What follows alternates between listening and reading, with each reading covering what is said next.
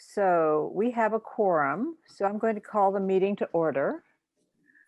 And I'm going to confirm by roll call that we in fact do have a quorum. And my roll call is, as always, never in alphabetical order. So Terry Ackerman, Present. Stephen Crane, Present. Carl Packard, Here. Cynthia Rainey, Here. Jared Stanton, Present. Elise Woodward here. Parashar, I see you're here. So that's 1, 2, 3, 4, 5, 6. Okay, good. Our quorum is 5, so we are good to go. Thank you. First item on our agenda is to approve the minutes of March 3rd and March 17th. So sorry to send these out so late, but assuming that no one has had an opportunity to read them, I'd like to spend a few minutes on the minutes, in part because the minutes have been assembled partially because, from notes. And so you all may have notes as well of these meetings. So any edits will be appreciated. Specifically, if the topics that we discussed are commingled between these minutes. So I guess I did look at them quickly before we got on the meeting here, and I thought they looked okay to me. And so I was prepared to make a motion to approve the minutes if you would find that in order. But based on what you just said, it's not clear that you would have that motion be in order if you wanted to talk them through first. So I always think that the appropriate order of a meeting is to have a motion on the minutes and a second, and then to have discussion, and then to amend the motion if necessary. So I would entertain your motion if you'd like to make it. So moved. So this is for the March 3rd meeting minutes, correct? For both sets of, for both sets. Okay. sets, yeah. All right. Is there a second to this motion to approve the minutes of March 3rd and March 17th? Second, but I have some things for discussion. Okay, thank you. So now discussion. So March 3rd, is there discussion or modifications or corrections to the March 3rd minutes? Specifically, are the those listed as present and absent correct?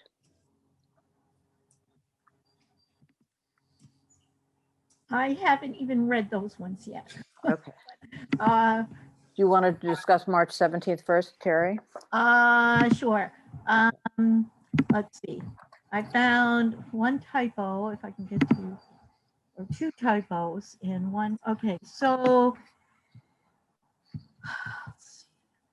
Okay, at the bottom of page 1, the next to last thing says, Ms. Ackerman asked that go through the items. I think that's supposed to be Ms. Ackerman asked that we go through the items. Okay, so I would propose that we insert task force after the. Ms. Ackerman asked that the task force go through the items. Yeah, sure. All right.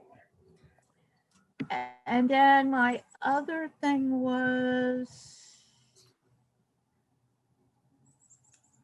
okay, on page 2, where it says citizen comment, 1, 2, 3, 4, 5 paragraphs above that, it says, Ms. Woodward asked if we can take a straw vote on consensus. And then after that sentence, I think it should say something like, the task force did not take a straw vote. I mean, it just sort of leaves it hanging about what happened. Okay, I agree. So Ms. Woodward suggested we take a straw vote on consensus, re-enhanced process, standing committee. The task force agreed to defer this vote. Right. And then All there's one more typo that I can't find, but it's just a typo, and it's on page 1. I'll look for it All right. while we continue. Are there other comments on the March 17th meeting minutes? All right, I'm going to It suggest that did, we. it go did ahead. say below, it did say below that though, that the committee did decide to defer a straw vote until the next meeting. But it's not connected to the prior thought. And so Terry, I think your suggestion is right. It should be moved up. So are you content with the task force decided to defer this vote? Yeah, yeah. Okay. All right, I found the other typo. all right. It's very first paragraph, which says the committee moved to the draft recommendations instead. I'm not sure we need the word instead. We'll delete it. Thank you. Okay, that's all I have. All right. Just so you know, I'm driving and I can unfortunately barely hear you, and I cannot, I obviously can't take notes on the revisions. So Cynthia, thank you. I'm taking notes.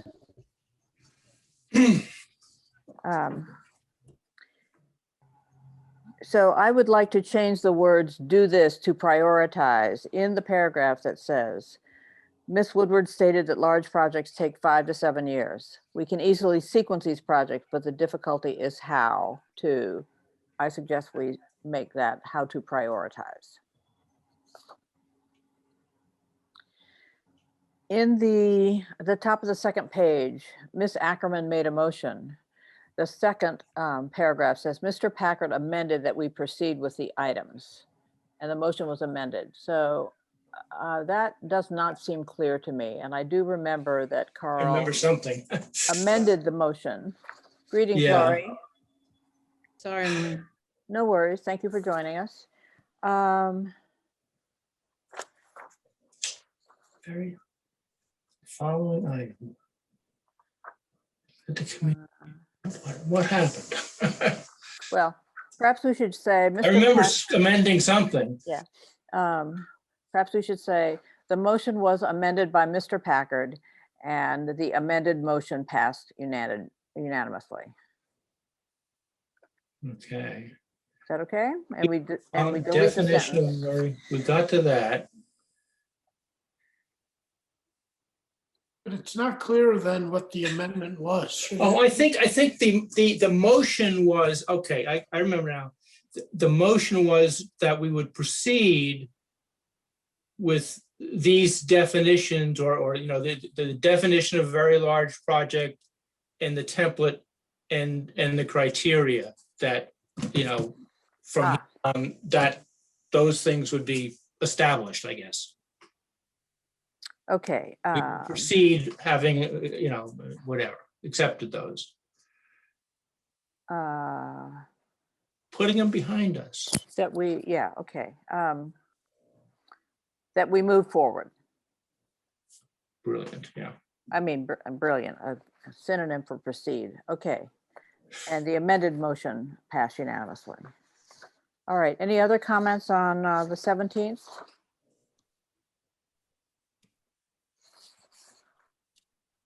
All right, then. Mr. Crane, would you be willing to amend your motion to approve the March 17th minutes as amended? Yes, I would. And Terry, you seconded this. Do you Right. second the Okay, amended second. motion? Okay. Yes. All right. So I'm taking these one dated, well, let's move on to March 3rd. Are there comments on the March 3rd meeting minutes?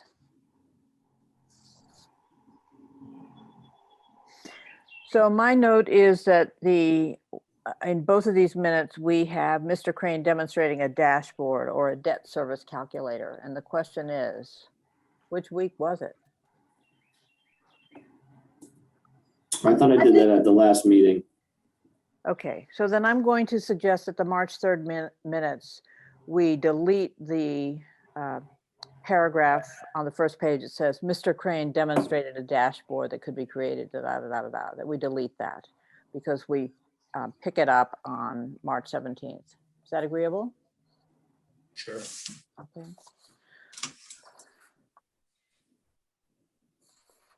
Other comments to March 3rd? You know, Elise, it shows me as not being there, but I'm kind of wondering whether I was there because it seems all very familiar. So Parashar, I believe that you were at this meeting. I believe that you arrived a few minutes late. I Yeah. don't remember Parashar being absent from any recent meeting. Oh, here we go. Yeah, no, I think I was there. So I'm going to move, that would be the other amendment to the March 3rd minutes, that Parashar be moved to the present column. I know I missed one in December, and I sent you an email, so I'm looking for another email like that, and I didn't. Well, you notified me that you would be late to one meeting, and I think that was the March 3rd meeting, but then you did arrive just a few minutes late, so, Yep. all right. All right, so, I have one more comment or question, where it says proposed recommendations were reviewed. And then it says the major findings, da, da, da, da, da. In the last sentence, the task force noted the following 2002 recommendations will be reinforced in this work. What does this work mean? You mean our work, the capital planning task force? yes, let's say reinforced by this task force. Great. Or by the capital planning task force? Yeah, by the, yep. Hi, Cynthia. Hello. Okay, so we have a motion to accept the amendments to March 17th and March 3rd minutes, and a second for that amended, for those amended minutes. Any other discussion? All those in favor? Aye. Aye. Aye. Aye. Opposed? Any abstentions?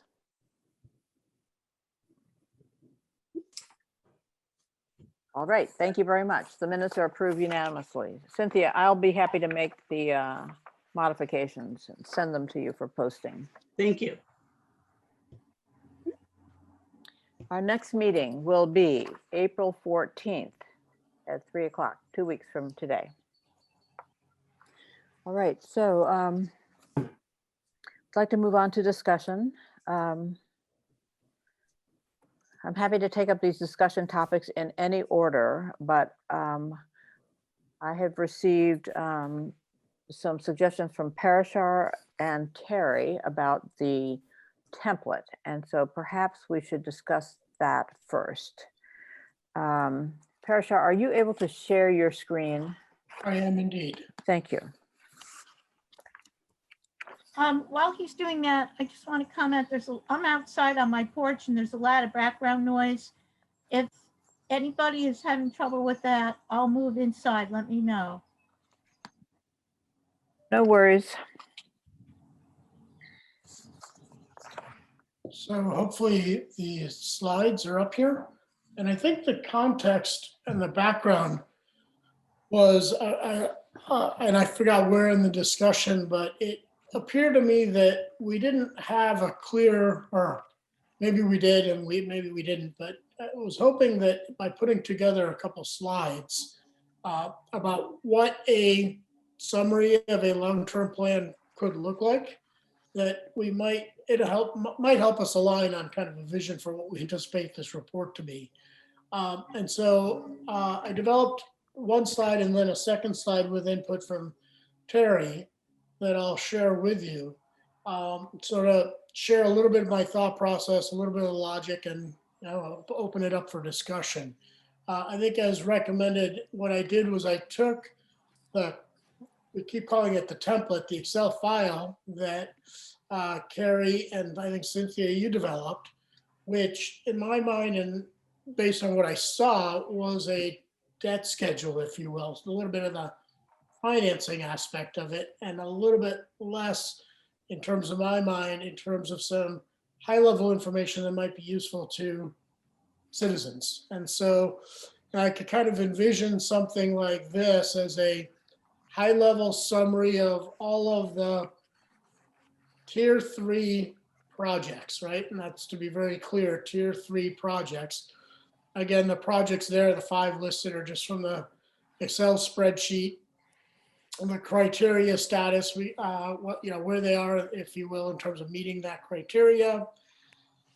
What the initial overall spending estimate was, and I can imagine, this might be fixed in time. In other words, this is when we first thought it was. And then how long do we think the project will take to actually complete? Not how long it will take to finance any debt that gets issued as a result of it. So in essence, this is the brick and mortar, if you will, start to completion, right? Including the planning and all that kind of stuff, but not the debt. And then a little bit of a summary for folks to say, hey, previous fiscal years, how much money have we spent on each project? Is this column here. And then the next column is, well, for the current fiscal year, the one that we're debating, what is the request for the dollar amount for the spend? And you can see 5 million out of the 100 million, 500,000 out of the project D. In essence, looks like, at least based on this example, we're just starting those two projects. And then the next column is what's left to spend in the future years. And then, again, because costs go up or go down, the remaining year's spending as well as the total estimated spending could in fact be different from the initial spending estimate, to give folks a flavor of how are the estimates changed, yay or nay. So at a high level, hopefully that gives a visual or how much money the town is planning to spend on tier 3 projects. But planning is probably the wrong word. Ones that are on the horizon, probably the appropriate word. So let me pause here and see if there's questions. Would you like me to do that, or should I go to the next slide to give the second half of it? Let's see what else you have. It's decent as far as I'm concerned, because I kind of Roll through it, have Parashar. more to show than this. Shows the whole picture. Yep. Yeah. So then the second slide is the impact on the average single family tax bill, right? The first slide is just pure dollars, large dollars, but what does it mean to the average person? So you can envision a table. Before I get into the tables, I think just a couple of caveats. Clearly, you'd have to lay out assumptions around what these projections are based on. And so that's the little text box at the bottom. You'd probably want to put some assumptions down around what's assumed around the median value of the single family home, the tax bill, inflation numbers, and all that kind of stuff. To keep things simple, use basically nominal 2021 dollars, because obviously these would change out over time. And so you've got the same, and as I'm thinking about this, one thing to think about, would it be the initial spending estimate or the most recent spending estimate? We can debate that, but in essence, you'd have a carryover from the previous column, previous slide. And you're basically saying, well, this is the total spending, and this is how long we're planning to issue the debt. And because debt, the length of the debt that's issued, borrowed, can differ based on size of the amount you're borrowing, you'd have the different years there just to give people a sense of how many years is it going to take to pay it off. And then what's the total debt and debt service impact of each project over this 20-year period or over the 10-year period, again in 2021 dollars. Didn't think it's relevant to put a total there because they're differing years. It'd be a little bit misleading to do that probably. But then what's the impact on today's bill of that particular project? And you could $500, $200, and you could put a total there. Say, hey, as a result of long tier 3 projects, there's X $100 of the tax bill today is going to fund these projects. And then I think, Terry, you would put down maybe a column to show what the impact is in the peak year, right? Again, in 2021 dollars. And then I added a column, maybe show what year we're talking about here, just to give a sense of how far away that is or how soon it is. So those are in essence, two potential types of slides to give folks a high level overview in a report. And clearly, you could build out similar templates for each project, basically, and in essence, that could form the bulk of a presentation. The plan itself, I'm envisioning, I think the committee's envisioning, would probably be a word-based report narrative, but something like this at a high level might be useful for folks to, present at various public forum, including eventually town meeting. So that's it. Terry, do you have anything to add? Yeah, You want me to show you your Paris- screen? yeah, Parashar, can you put back that second slide again? So, offline, Parashar and I emailed back and forth, and he incorporated many of my suggestions, one of which was Stephen's suggestion about putting in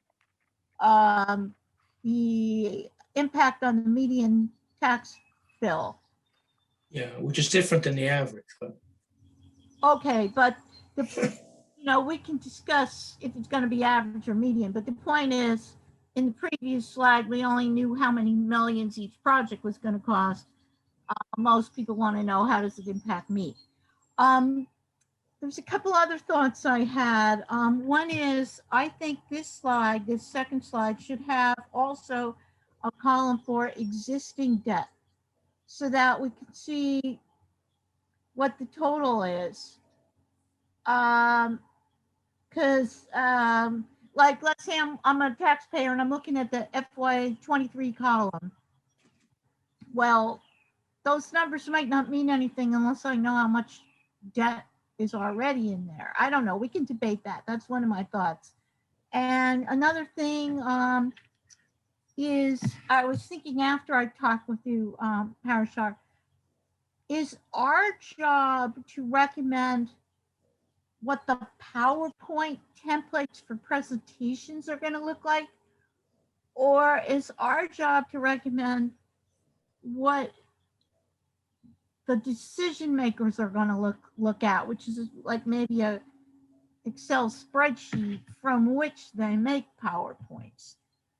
Or maybe we need to recommend both. So in other words, I see these two slides that Parashar just showed as possibly being in our appendix, being in our report to the select board, but that we also need to recommend a template that we want the decision makers to look at. That might be more like a spreadsheet that has everything in it. And, So, something. let me answer the Let me questions. finish- Let me finish. share my perspective. I'm sorry. Okay, if I could just finish my last sentence, because it brings in something that Cynthia said. I think that we might need a column for a needs assessment. And I think Cynthia might want to be talking about that. But that's all I have. Go ahead, Parashar. So let me address the middle two, or the first and the second. So on the second one, around what the slides are for, my main purpose was to kind of align ourselves as, hey, is this the kind of information that we think might be helpful to the average person? Number one, because I think it might also help formulate kind of our thinking. It may also be helpful for us as we go explain our vision to the select board and the public of what we were thinking about. I'm agnostic on whether we want to make it a recommendation or not. I mean, clearly people can talk about different words as titles and all that. So I'm a little bit agnostic there, if that makes sense. In terms of the debt, let me ask a question. I think this is a question for the committee to talk about. And this is a great example of why I think it might be helpful to just have this in the report. When we're talking about existing debt, are we talking about existing debt for tier 3 projects only, or are we talking about total debt? And the reason I say that, or ask that question, is because I would envision that a long-term plan would always list out each of the individual tier 3 projects, just like this. And so by definition, almost, the existing debt would in essence be a sum of one of the columns. So maybe I don't know whether it's on this page, probably on this page, maybe we have a column that says previously paid debt or something. And we do it that way, because otherwise, if you're talking about, debt for non-tier 3 projects, you're again mixing apples and oranges. Does that make sense? Yeah, so I'm not really clear on what you're saying, Parashar. Are we, as we had, I think, decided and assumed, we are focusing on tier 3 projects. We're focusing on excluded debt projects, because the ones that are basically capital projects that are included within basically the operating budget are in the operating budget. That's sort of the baseline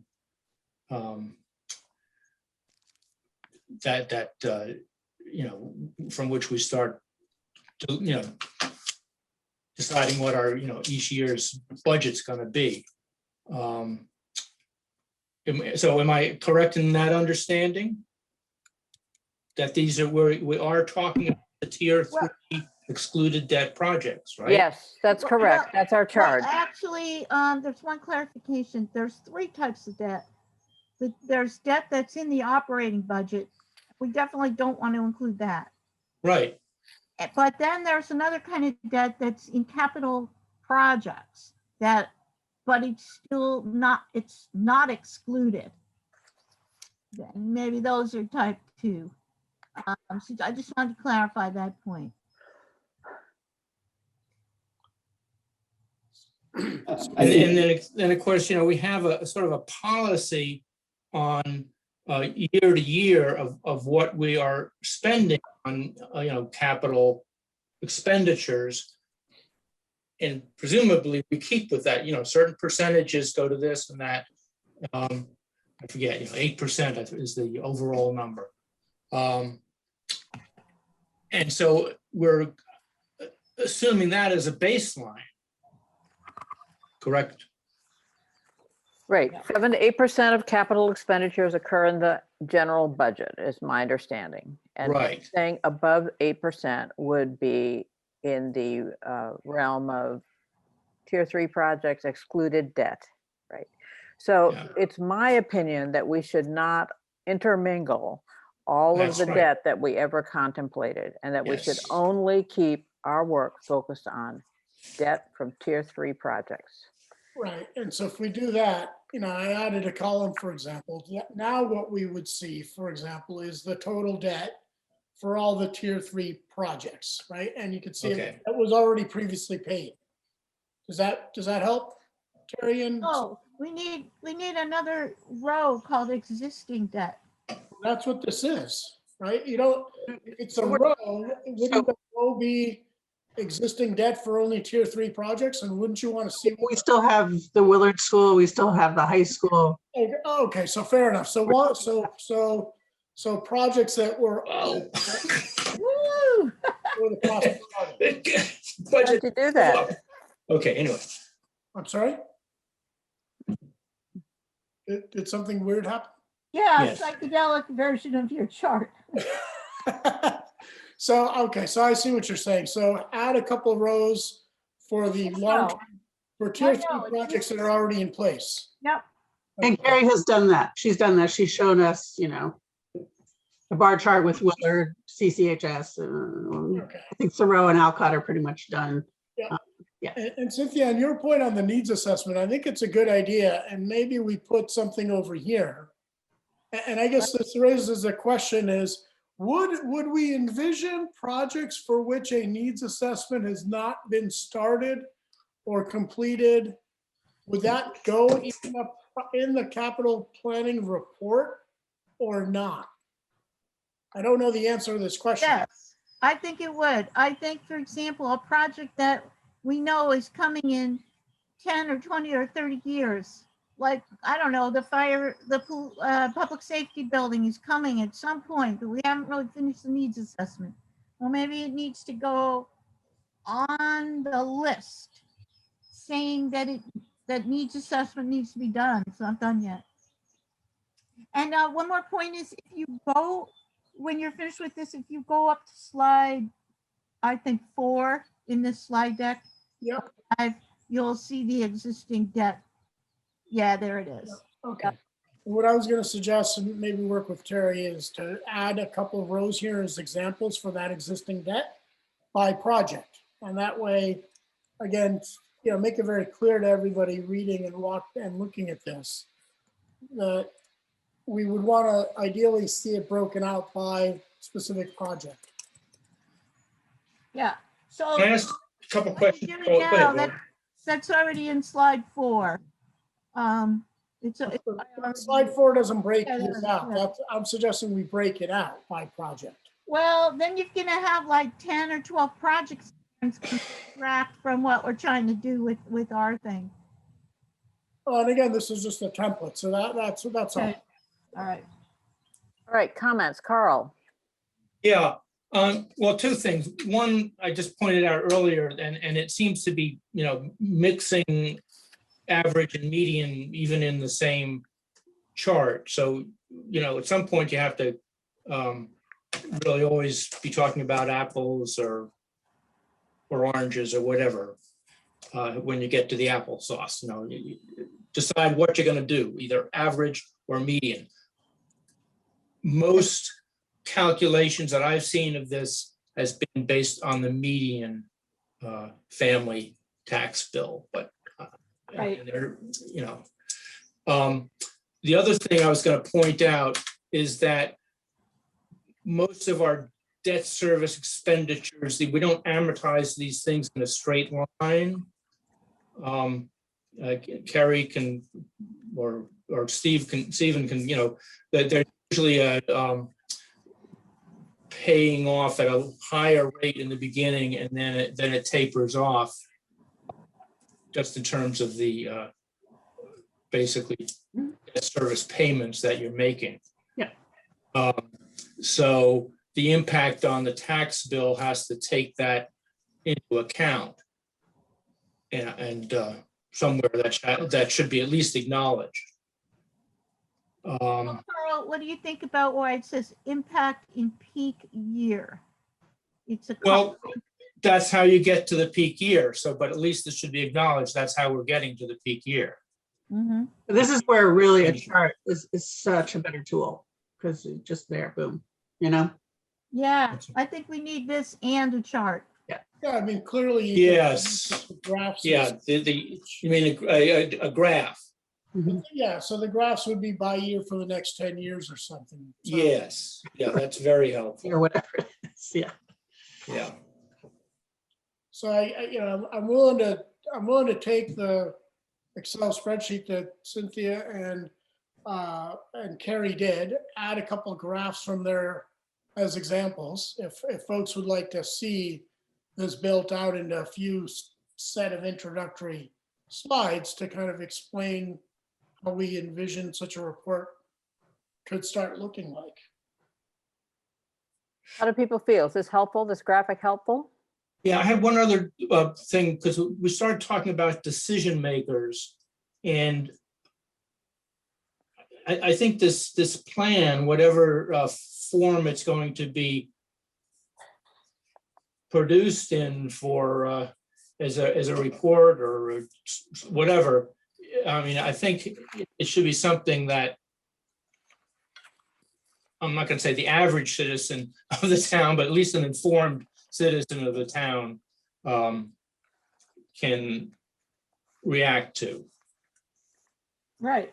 It's not just, I don't know who, the select board, who's the decision makers? Well, the decision makers are is the town meeting. So it is the average citizen. So it should be that's your audience.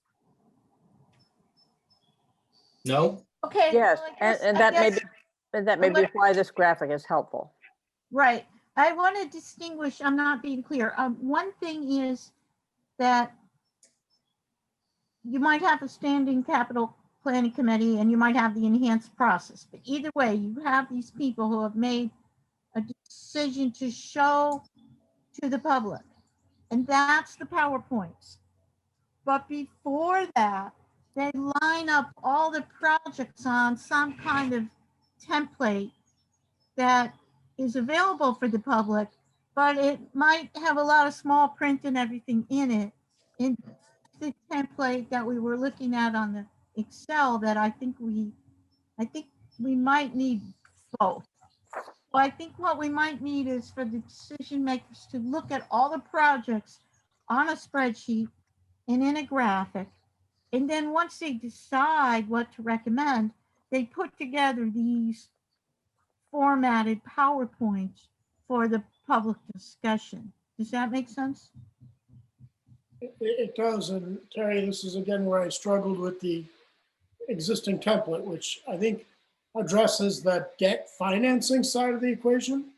I didn't see tables there that detail the actual expenditures that might take place for each project on a year-by-year basis. That's right. And you might have missed one of the meetings, Parashar. We had that originally in there until Stephen suggested and his group agreed. Take out all those year by years, just put in the total and just put in the median house cost for the. So I think that's right for a presentation type purpose, but the content is derived from presumably a spreadsheet that does have year by years, right? Whatever we want to call it. Right. But so, and I can work with Terry and we can make up year by years for some of this and then take a graph of that and put it in a PowerPoint presentation if folks feel that that might be helpful for all of us and others to visualize later. Again, not recommending that, I don't know whether we should recommend it or not, but again, just to help our discussion and deliberations. And Parashar, you don't need to reinvent the wheel. Carrie has done all of that already. Good. Yeah, I think we're maybe overthinking this a little bit. I mean, we've said all the way along that a debt schedule is a line graph, and we have one. Kerry has shown it at an earlier meeting. And there's ways to, like all line graphs, there's ways to show, existing debt line. And usually it goes like this. It's a downward curve. In fact, keep your screen shared, Parashar, because I'm going to annotate. Oh, sure. You want me to give you control? No. So you'd have like actually, what you can do is create I'll go back to the first slide. Title slide. So you'll have like existing debt going down like this, and then it'll be middle school debt, which will go out like this, because this is years. Yep. And this is dollars. And then you'll have, public safety complex, and then you'll have this, and then these areas in between are shaded in, and you can see what the cost of each project is. And that's the simplest way to do this. That's why it's kind of the standard for presenting this information. And so you get kind of a year-over-year thing. It may be year-over-year, maybe 5-year intervals, but it certainly paints the picture versus tables, so people can see. Because the goal of all of this is to prevent one of these. It's really to kind of keep it at this level. We want to have, sorry, I'm terrible. But so we want to have, like, if the debt's starting here and goes on, we don't want to have it be like this. Or if it goes like that, have this peak only be 1 or 2 years and then have it come down quickly and then go down eventually. I mean, there are sometimes when you do a borrowing, especially in a big project, you're going to get this peak no matter what, but as long as it flattens out over time, and you could even annualize you can do actual year-over-year payments, and then you can do averaged payments to show. You can also anticipate that and have a stabilization fund to kind of chop the top off of that. Yeah, I mean, I think it's helpful for background to have tables that kind of list the projects and have all that other information. Right. But the primary way to connect with observers, viewers, voters is through the debt schedule line chart that is usually the standard that is used. I agree. We should stick with that, I think. But Parashar, I think that this is, a helpful snapshot of the data that's on the template. Yeah, and can I make another comment? Please. So, the other comment I would make is, because there was some back and forth about what should we show? And I think even though our charge is tier 3 debt, I think when we do our debt projections, I don't think we should talk about debt in the operating budget that funds other capital. I think that gets very confusing. Yeah. But I do think if there is excludable debt, even if it isn't for a tier 3 project, it should be shown in our debt projections. Yeah. Sure. It may be a different color or a different column, but I think it would be a little misleading and confusing to people if we didn't show all excluded debt. Even if, like I said, and then, but signify what are the tier 3, projects. And, because I think we're going to get to a place eventually where there isn't going to be a lot of excluded debt that isn't a tier 3 project. It might be there already. I don't know. I think the question was whether we wanted to show non-excluded if it's a big project. Like, I don't know. I think that gets really hairy. I mean, because there's so many. Terry, you know how many projects there are in the debt plan. It would be very difficult to show that in a way that would be illustrative, and it's not our charge. As long as it stays within the policy that, Yeah. we go by year to year.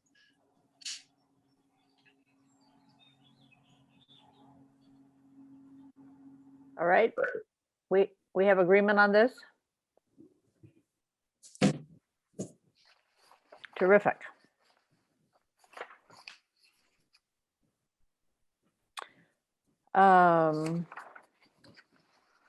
Maybe we should go back to our recommendations.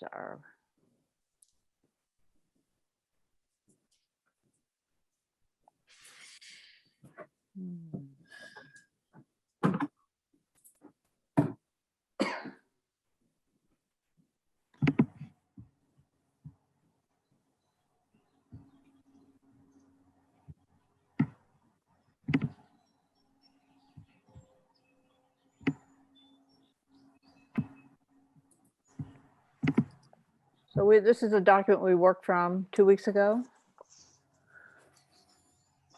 And I think we learned in our minutes that we approved A. And we've just been talking about B as the template.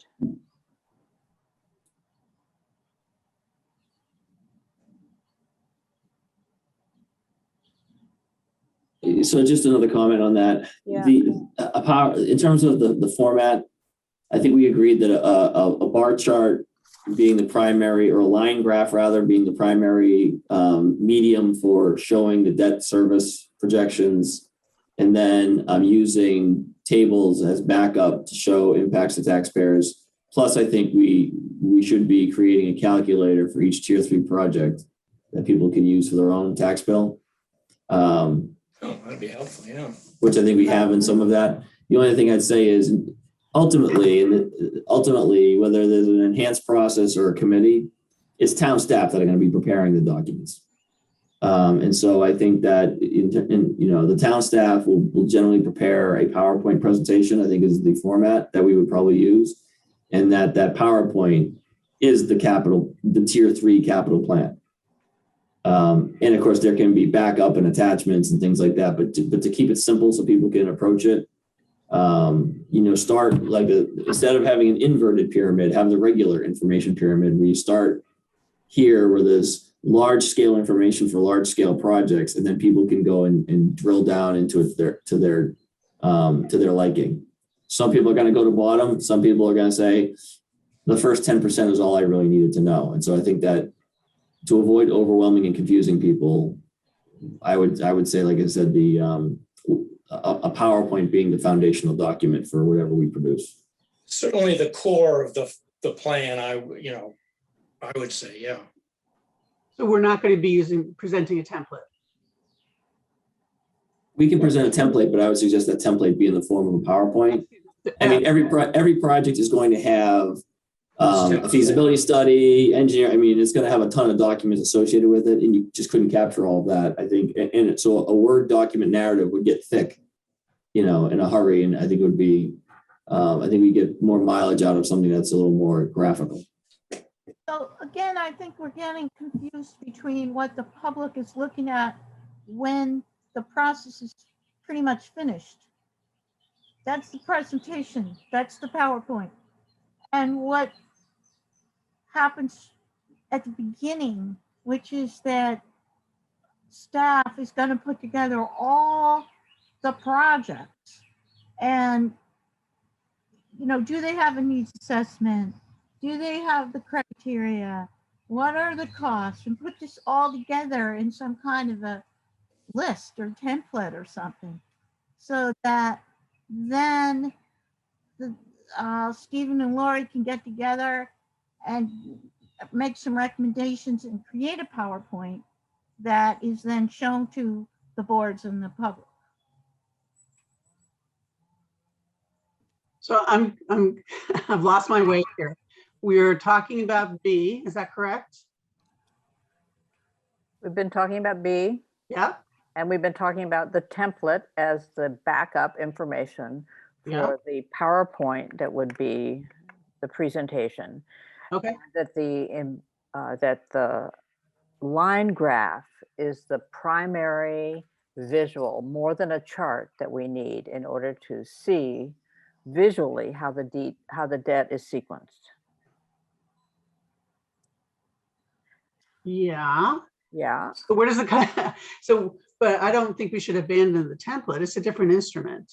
Exactly. Harry and I are saying, right? Right. Right.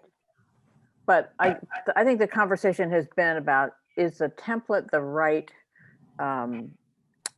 document for the public to view? And I think, for some individuals, it is the right document. Yeah. But that the takeaway from the template would be illustrated in a line graph. Yeah. Right. But B is not about what the public is going to view. I think B is saying, before it gets to the public, we want a process where decision makers look at all the data.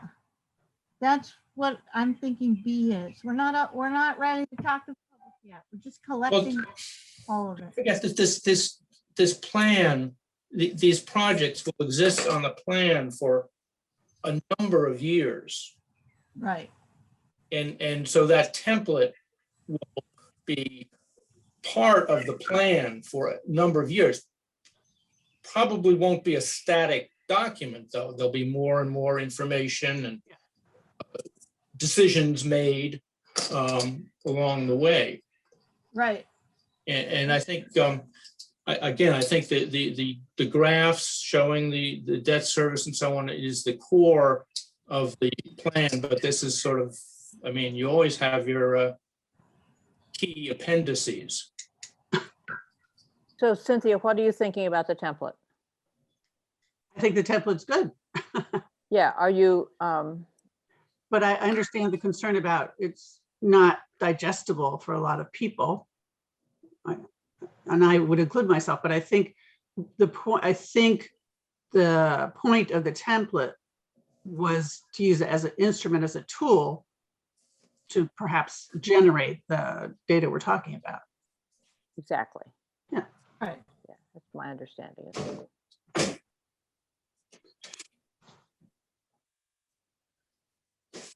Okay.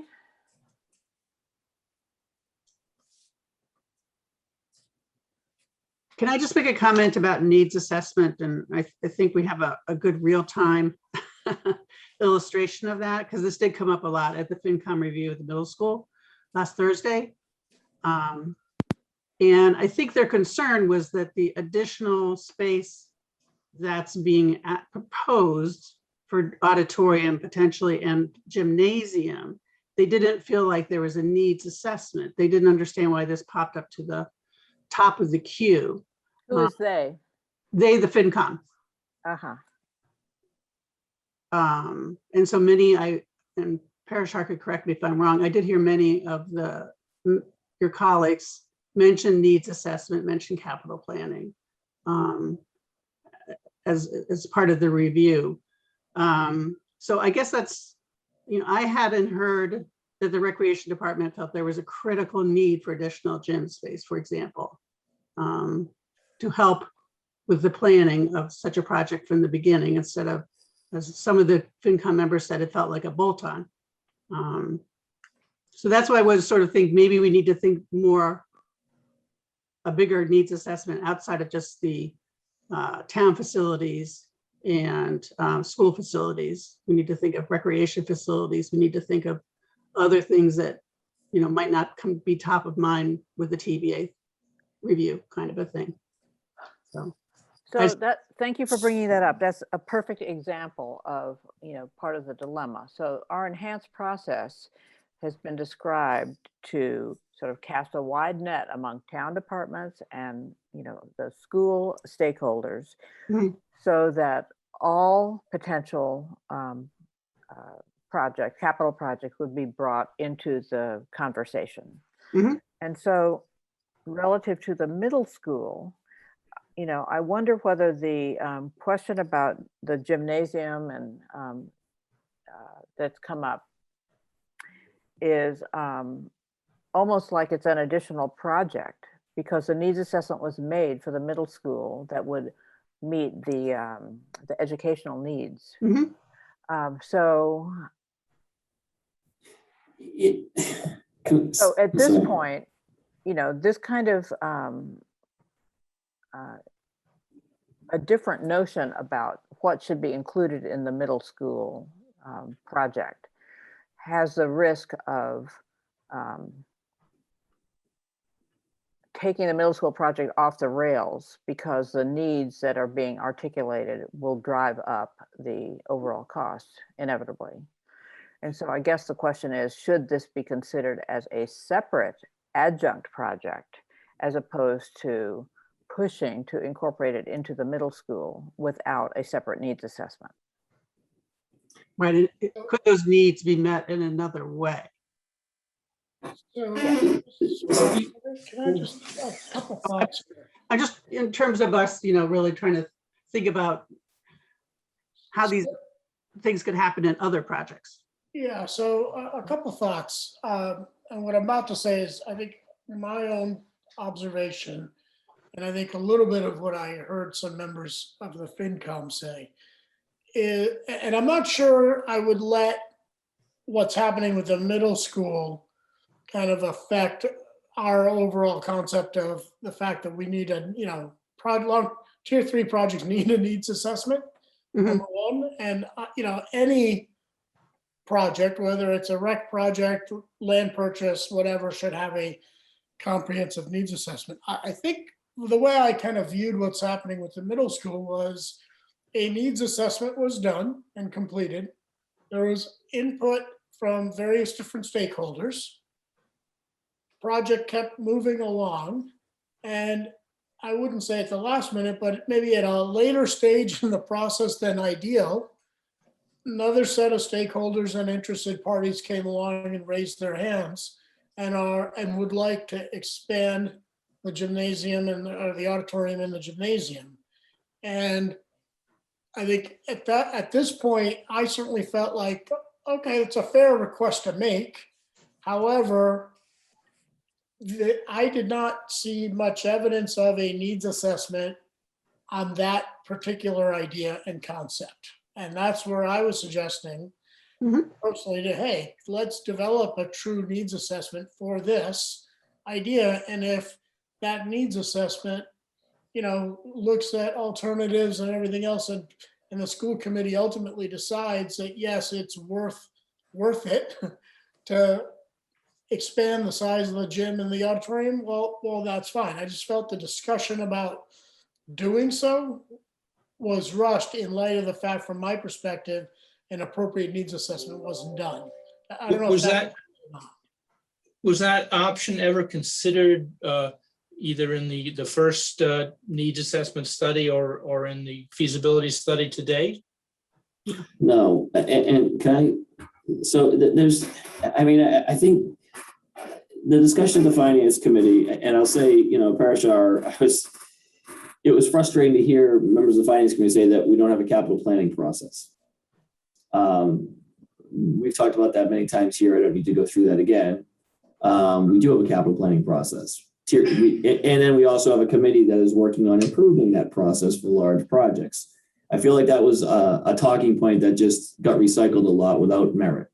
Hopefully The not. needs the needs assessment, the needs assessment thing is a little different in that it wasn't, Carl, to your question, it wasn't really, and I wasn't here when a lot of that work was done, but it's a middle school.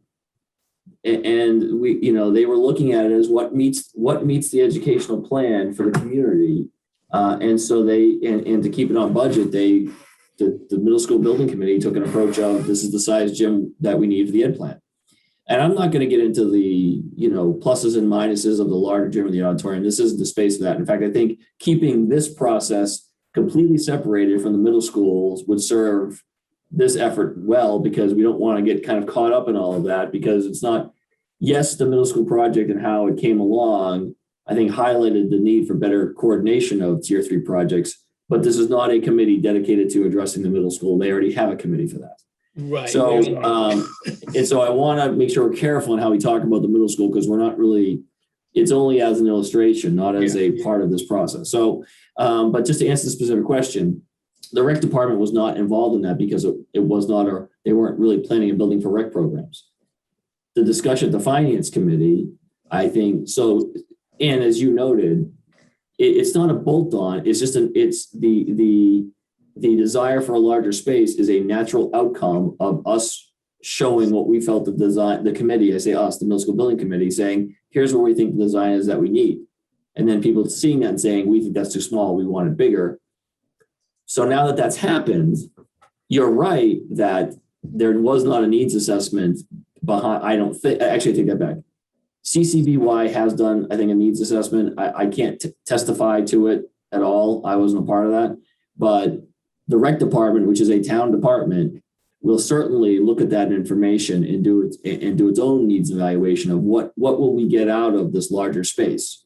The fact that it didn't happen before is completely in keeping with the timeline and the benchmarks that we have hit on that project. So I just want to clarify that, but I think that discussion at the finance committee did highlight the need for better integration, which is whether it's a committee or the enhanced process is, I think that's been a goal number one for this group since the very beginning. And I think it proved the point, I guess. So I'd like to say that in my experience with every capital project in Concord, there has been a group of stakeholders somewhere in the process who came forward with additional needs or additional wishes or expanded program requirements. And I think that experience, that repetitive experience, is one of the things that is pushing some people to say, we need a capital planning committee to take care of this. So the capital planning committee would surely have vetted all of the stakeholders way in advance, and we would never have somebody walking in at the last minute and at the end of conceptual design saying, guess what, the gym's not big enough. So I personally do not think that a capital planning committee would have prevented these stakeholders from coming forward at this time. When the middle school was, as our example, was originally imagined, the stakeholders didn't come forward. So there's a little bit of opportunism with all of these suggestions for expanding projects that get into the tier 3 pipeline. So I'm interested in thinking together about our expanded process, our enhanced process, to try to identify steps that could be taken to try to collect such other ideas. We've talked about it a little bit as far as a systematic process. We've talked about it as far as trying to categorize it in our list of criteria, questions to be asked in advance, so that we are sure that we are covering all of the town's needs as much as possible with any particular project. So what do you think? Should we be changing? Should we be adding to our criteria to poll other stakeholders at the town? Yeah, at the that's what I was town- trying to get to. Yeah, Elise, that's it's exactly what you just said. I was just trying to, so we have a little more, I mean, and I'm not speaking for any individual here, you know, it's myself included, a little more out of the box thinking, you know, what do we do with 2229? What, you know, I've heard many creative ideas about that. And what are the possibilities there elsewhere? And some of the needs that, you know, might not be top of mind in this planning process, and just try to capture those. Right. So Cynthia, I think that it's an important issue, because I think that there's some other unintended consequences, perhaps. So if the size of the middle school gym is expanded, or if multiple gyms are built, if Mhm. the auditorium is expanded, does it, and if that solves needs of the recreation department, let's say, does it then fall to the school department to support those spaces that meet the needs of the recreation department or other departments in town? So Mhm. I think that commingling of maintenance and support for additional space, additional projects is a significant issue. Mhm. With the high school, we saw it with the fields. You know, all of those fields were constructed with donor dollars. Mhm. Wait, I shouldn't use the word all. Much of the, many of the fields were constructed with donor dollars. Yeah. That was a new idea that emerged during the high school project. Mhm.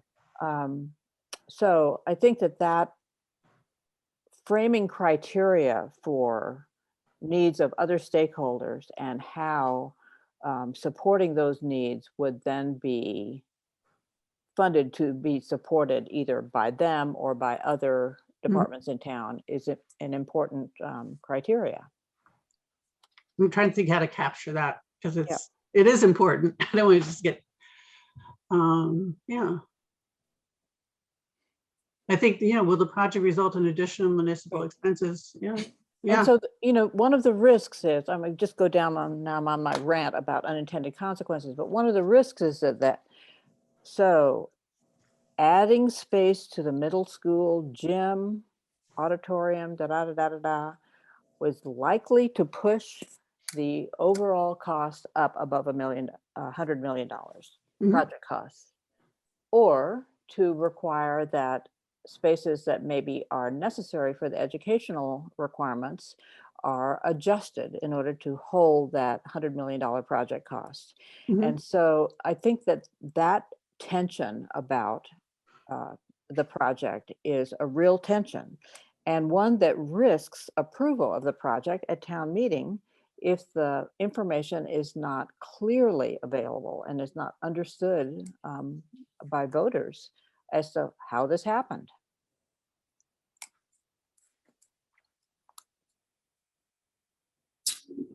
I think to that point, Elise, and that's why I think I think you said it right. A committee isn't going to necessarily, you know, be able to circuit break something like that or you know, include all of that. I think that's more with the superintendent and the town manager or the school committee and the select board kind of having that joint planning process. They can bring in different departments, because what you're talking about in terms of unintended consequences ultimately are operational considerations.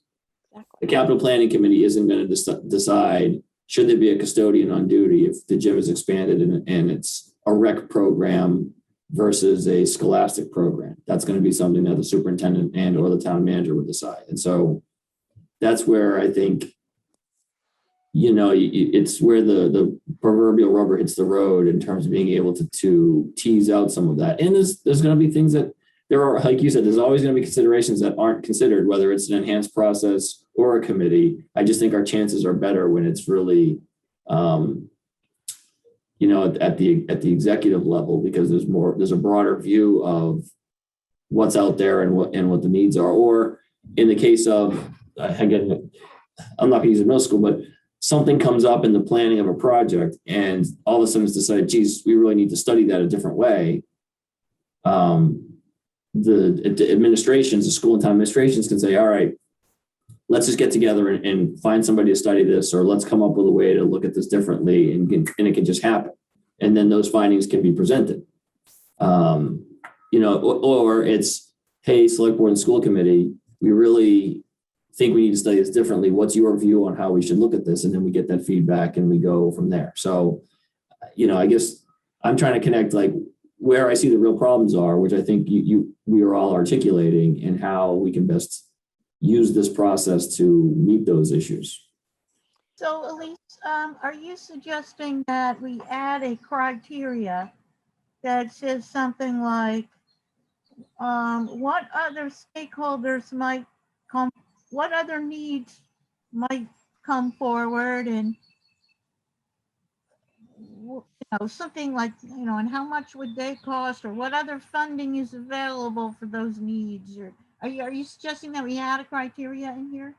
I'm suggesting that we either add a criteria, reformulate a criteria, or that we be more explicit when we describe the enhanced process, to request that it is the town manager and the school superintendent who come to that joint meeting saying, we have polled all of the departments, we have polled all of the stakeholders within our realms.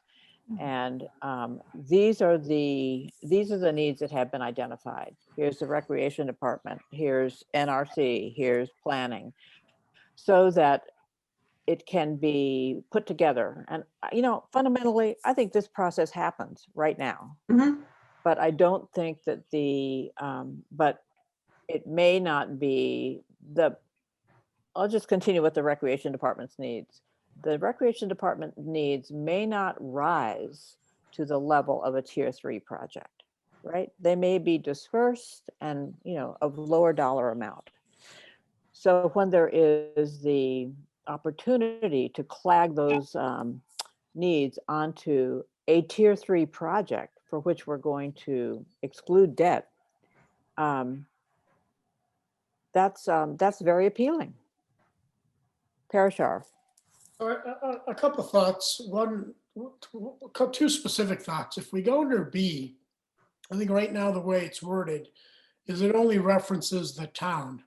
I think we should explicitly have reference to the schools, school buildings, or whatever we want to do, number one. And I think, maybe somewhere in the review of the needs assessment, I'm going to say this, but also recognize ultimately, I think it's ultimately the leadership of, I'm talking about in the where it says annual review and needs assessment. Those 3 bullets, at least the first one only talks about town building assessment. I think So that's should we add it- specifically referencing that study that's on the table now. That's not a general. Oh, I understand, but I guess if Yeah. if these are evergreen recommendations, we ought to make it generic, if you will, Yeah. and be part of an annual process. So, Well, if you look at the so upper paragraph, there is. And I guess the point I'm about to say is, we could always add in, for example, in the needs assessment, every town department shall have been included and all that. But, a little bit of what Stephen said, I'd be a little bit cautious of letting this middle school example drive what ought to be general set of recommendations. And just like all recommendations, ultimately how they're implemented is going to depend on the leadership, right? Of the schools and the towns. I'm not sure you could write in every sort of detailed set of expectations that everything gets considered. So, but you could certainly have a bullet in there, something along the lines of including all school, all departments or something. If you want to go down that road, I'm not sure I'd want to. But, so in any case, that's what I'll say. Carl? I just was wondering, I mean, this is sort of process of deliberation where these things get resolved. You know, so we do this polling of all the stakeholders and it comes in and, you know, whatever, somebody wants a baseball, whatever, an indoor baseball diamond or something. How does that process of deliberation take place? Is it basically the town manager and the school superintendent deliberating about that? Or, you know, how does that process take place? How do they find out? How do they determine which of these various wishes that people come up with along the way are really serious enough to be included in a project? Stephen or Laura, you want to I was comment on saying, that? was that, I was just to say, that's not rhetorical, Carl. You're asking, like, how does that happen now? Or are you saying how would that happen under the enhanced process, or how does it happen now? Yeah. Yeah. Well, I don't want to speak for the superintendents, but from my perspective, we are constantly getting feedback from the community, from the elected leaders of the community who get feedback from their constituents about what needs are, about what wants are, and you know, on virtually, it's like the preparation annual budget, Carl. We go through kind of a balancing act of, okay, here's what the needs are, here's the competing needs, here's where we need to, you know, do this or that, and here's where we think and then here's where we think that this project really needs to go to the voters because it's a debt exclusion vote. But where do you go first? What do you? I think the answer is in part it depends on the project, but where do you go first? You're talking. You went off on talking about the annual budget. I guess this is a rhetorical question. When you get all your wish list from your town departments and everything like that, and you put it together, where does that go? It goes to the finance committee. I'll tell you, it goes to the finance committee, right? Right. And the finance committee says, you know, there's no way we're going to support this, right? Sometimes, never with your budgets, but previous budgets. And so that's sort of what I'm, you know, where is the sounding board in this deliberation process on these capital, you know, the capital wish list? It's the same thing, Carl. It goes to either the school committee or it'll go, if it's a school project, with the school committee and then the select board and then the finance committee and then town meeting. If it's a town project, it would go under this process, under the enhanced process, it would go to a joint meeting. Either way, it would go to a joint meeting of the school committee and select board, potentially a trilateral meeting, including the finance committee, although that would be large. And it would be discussed, and then it would go to the finance committee as a standalone warrant article for recommendation, because under the scenario, everything would require a town meeting vote and then a ballot vote. And so those sounding boards we use right now for projects, large and small, those go before the finance committee, at least when they are going on the warrant for that particular year. Right. So in terms of capital planning, long-range capital planning, how does that deliberation take place? At the school board, at the school committee and select board level.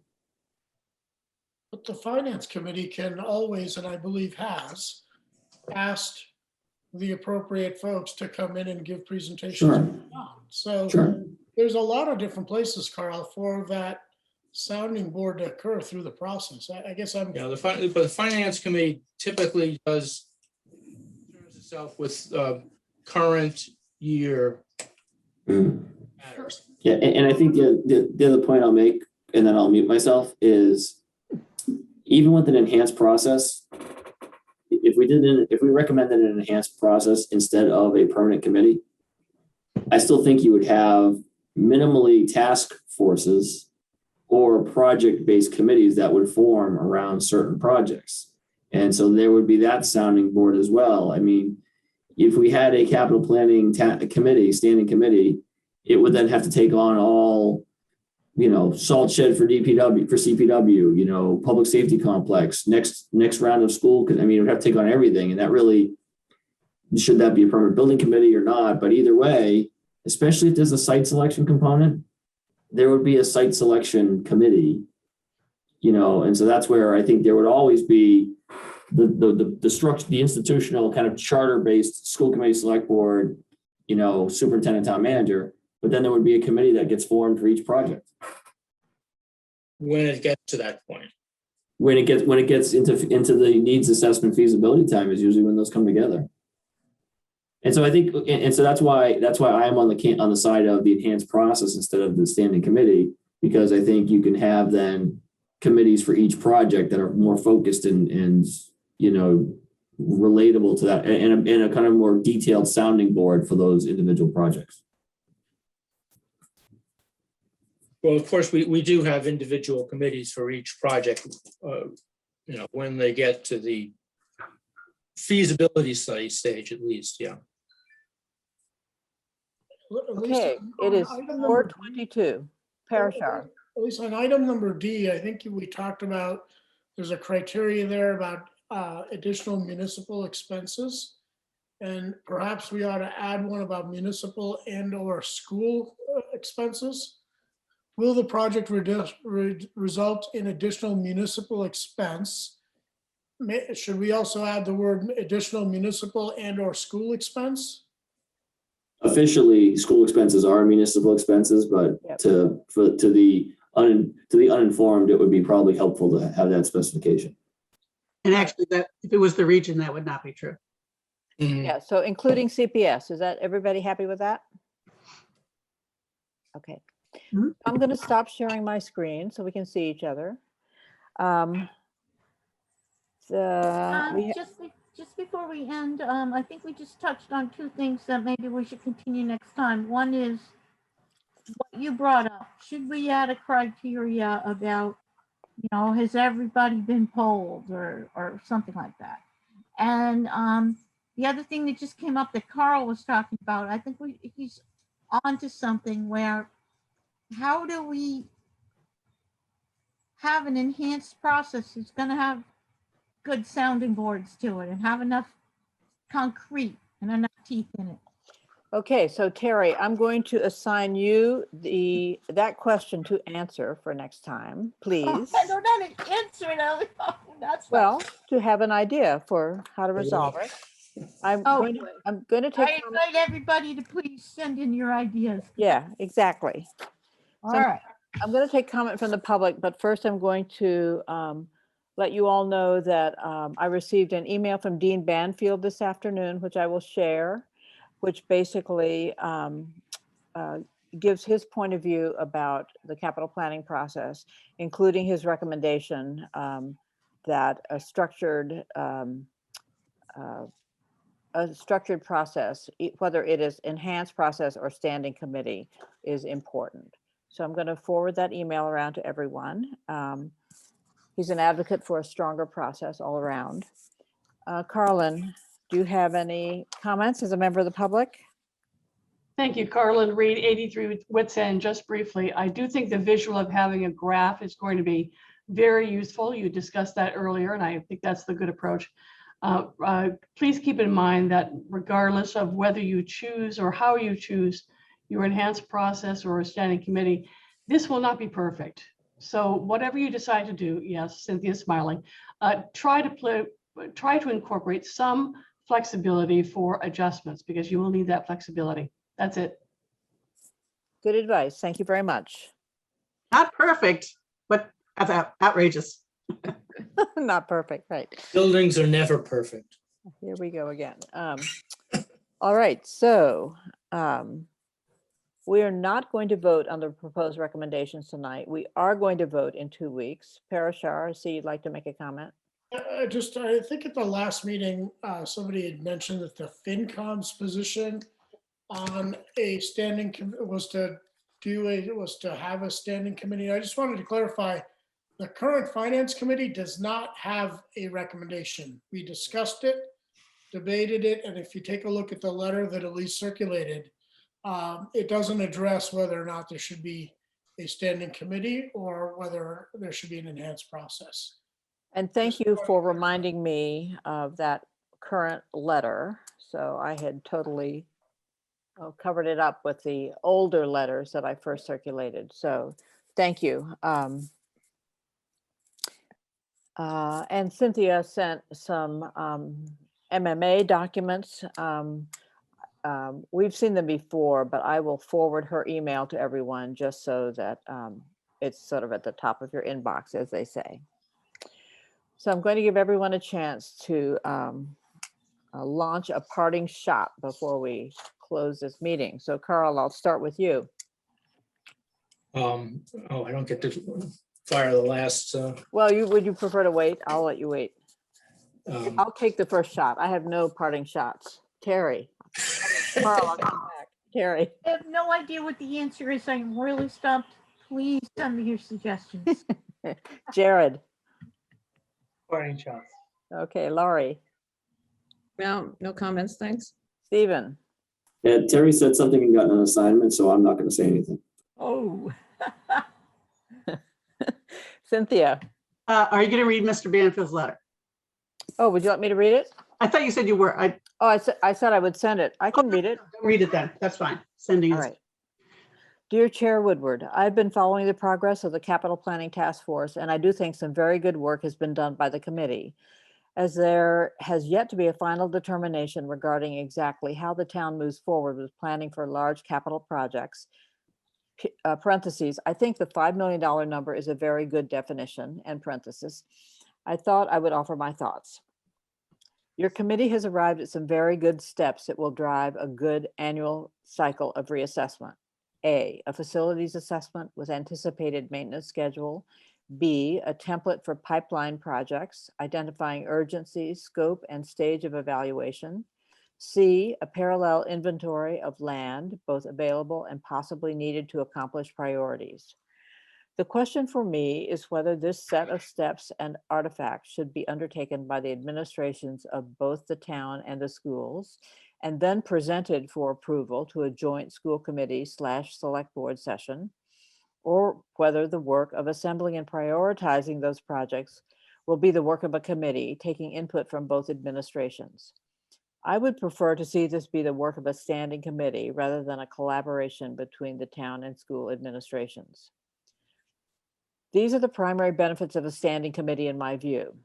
First, a committee can help arbitrate between separate administrative priorities from different segments, schools, and the town. Second, a committee will have citizens who are primary participants in the prioritization process. In addition, citizens who wish to weigh in will have a clear avenue. The committee itself to which to voice their opinions, and meetings to attend at which they can offer public comment during the annual priority development. An administrative process will be a bit more opaque and would need multiple public hearings each year to allow citizens to see how the sausage is made and offer critiques before each year's joint review meeting.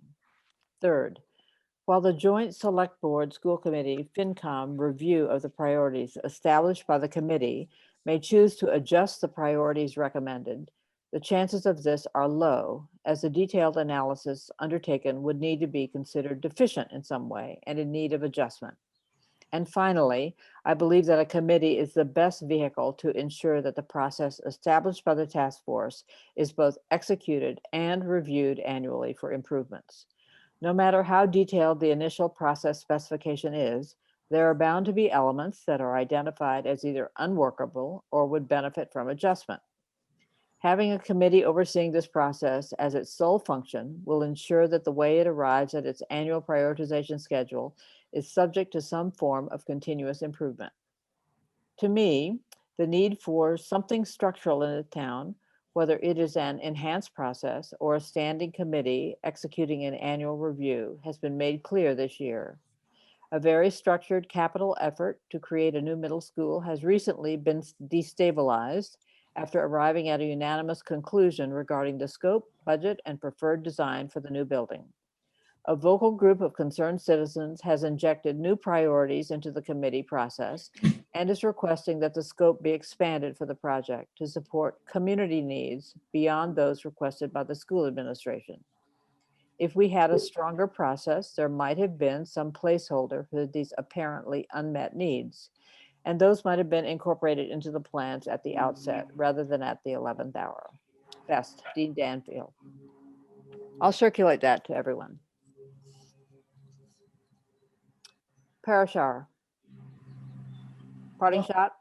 Nope, nothing to say. And finally, Carl Packard. I just, I think everybody's showing patience and I think patience is needed and I think we'll get there. Great. Well, I, for one, appreciate everyone's input and the strong, opinionated conversations we have. I think they're very useful. So I wish you all a lovely Easter weekend, and I'll see you in 2 weeks. Is there a motion to adjourn? So So moved. moved. Second. Any objections? No. All right. So long. Everybody. Bye, everybody.